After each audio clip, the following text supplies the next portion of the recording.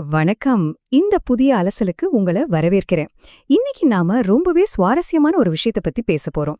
நம்ம அன்றாட செலவுகள எப்படி ஒரு இரண்டாவது வருமானமா மாத்துறது அப்படிங்கறத பத்தி GGST முன்வைக்கிற ஒரு வியூகத்த இந்த ஆதாரத்தோட அடிப்படையில நாம அலசப் போறோம்.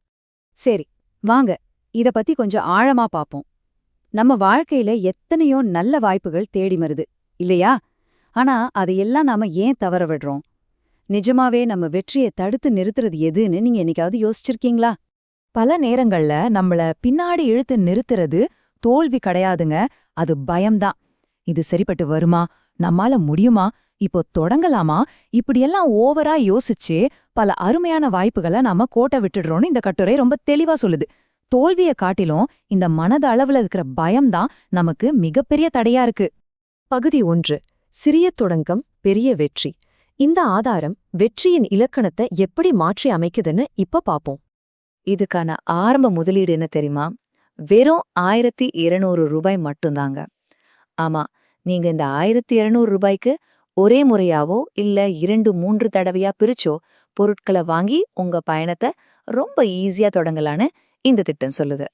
இந்த கருத்தை ஆசிரியர் ஒரு சூப்பரான உதாரணம் மூலமா விளக்குறாரு. நீங்க லட்சக்கணக்குல முதலீடு செய்யணும்னு அவசியமே இல்ல. ஒரு சாதாரண சோப்பு வாங்குறதிலிருந்து கூட உங்க வெற்றியின் முதல் படி ஆரம்பமாகலாம். அந்த ஒரு சின்ன தொடக்கம்தான் நம்மாலையும் வாழ்க்கையில முன்னேற முடியும் அப்படிங்கிற ஒரு பெரிய நம்பிக்கைய உங்களுக்குள் விதைக்கும். பகுதி 2. செலவுகளை வருமானமாக மாற்றுதல். நம்மளோட வழக்கமான சிந்தனைய இந்த திட்டம் எப்படி தலைகீழா மாத்துதுன்னு கவனிங்க. இங்க நாம கவனிக்க வேண்டிய ரொம்பவே சுவாரஸ்யமான விஷயம் என்னன்னா, நம்ம தினமும் ஏதோ ஒரு தேவைக்காக பணம் செலவழிக்கிறோம். ஆனா அது என்னைக்காவது வருமானமா திரும்பி வந்திருக்கா? இல்ல.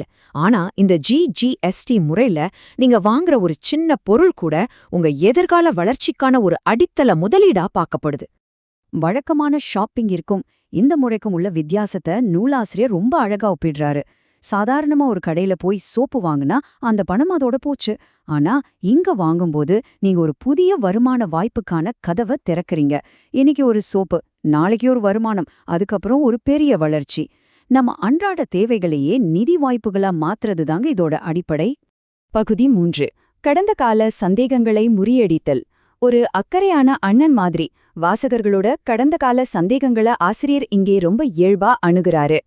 பல நேரங்கள்ல நாம ஒரு வாய்ப்பு வேண்டான்னு சொல்றதுக்கு காரணம் நம்மளோட கடந்த கால அனுபவமா தான் இருக்கும். ஒரு தடவை அடிபட்டுட்டா மறுபடியும் முயற்சி செய்ய மனசு பயப்படும் இல்லையா? ஆனா கடந்த கால அனுபவம் நமக்கு எச்சரிக்கையா கத்துக் கொடுக்கலாம். ஆனா அது நம்ம எதிர்கால முயற்சியை ஒருபோதும் நிறுத்தக்கூடாதுன்னு ஆசிரியர் சொல்றாரு. ஏமாந்துட்டோங்கிற ஒரே காரணத்துக்காக ஒரு உண்மையான வாய்ப்பையும் நாம சந்தேகத்தோட பார்த்து இழக்கிறது தாங்க உண்மையான நஷ்டம். உங்க மனசுல இருக்கிற சந்தேகங்களுக்கு இந்த திட்டம் ரொம்ப தெளிவான தீர்வுகளை முன்வைக்குது. ஒரு உண்மையான வாய்ப்பு என்னைக்கும் கேள்விகளுக்கு பயப்படாது. அதனால நீங்க தாராளமா கேள்விகள் கேட்கலாம். இங்க நஷ்டப்படுறதுக்கான வாய்ப்பு 0% தான். அதே சமயம் நீங்க போடுற உழைப்ப பொறுத்து வெற்றி பெறுவதற்கான வாய்ப்பு 100% இருக்குன்னு இந்த ஆதார கட்டுரை ஆணித்தரமா சொல்லுது. பகுதி 4. GGST மற்றும் கேவாவின் நன்மைகள். இது ஏதோ காட்டுல விடுற வார்த்தை இல்லைங்க. கேவா கைபோ நிறுவனத்தோடு இணைந்து செயல்படுற ஒரு நடைமுறை வியாபார திட்டம். நீங்க இங்க உறுப்பினரா சேர எந்த ஒரு கட்டணமும் கட்ட வேண்டியதில்ல. உங்களுக்கு தினமும் தேவைப்படுற பொருட்களை மட்டும்தான் வாங்குறீங்க. இதுல இருக்கிற மிக சிறப்பான விஷயம் என்ன தெரியுமா?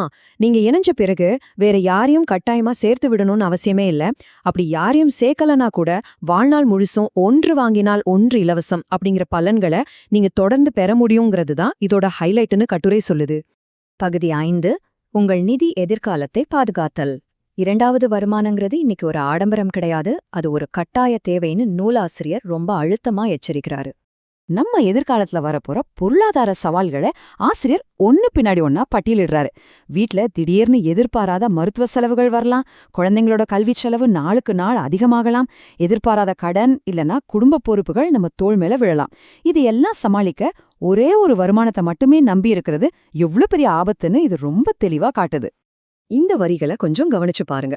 சம்பாதிக்கும் காலத்தை தூங்கி கழித்து அறுவடை செய்யும் காலத்தில் கஷ்டப்பட வேண்டாம். திடீர்னு ஒரு கஷ்டம் வரும்போது அடடா இன்னொரு வருமானம் இருந்திருந்தா நல்லா இருந்திருக்குமே அப்படின்னு நம்ம ஃபீல் பண்ணக்கூடாது. அதுக்காகத்தான் இந்த இரண்டாவது வருமான வாய்ப்பை நம்ம முன்கூட்டியே உருவாக்கி வச்சுக்கணும்னு ஆதாரம் வலியுறுத்துது. இன்னைக்கு நாம எடுக்கிற ஒரு சின்ன முடிவு நாளைக்கு நம்ம குடும்பத்தை பாதுகாக்குமா? கண்டிப்பா.